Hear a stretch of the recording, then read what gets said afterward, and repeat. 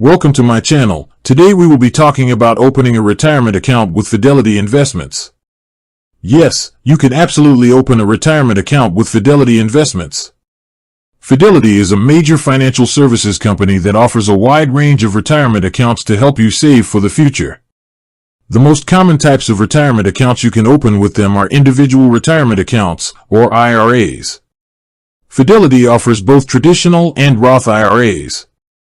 A traditional IRA may allow you to deduct your contributions from your taxes now, and your money can grow tax-deferred.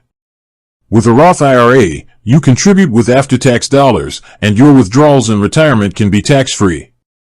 Fidelity also offers other types of accounts, including workplace retirement plans like 401(k)s, although these are typically set up through your employer. If you are self-employed, they have options for you too, such as SEP IRAs or solo 401(k)s. A key benefit of opening an account with Fidelity is that they often have no account fees or minimums to open most retirement accounts. They also provide various tools and resources to help you manage your investments, whether you want to be hands-on or get guidance.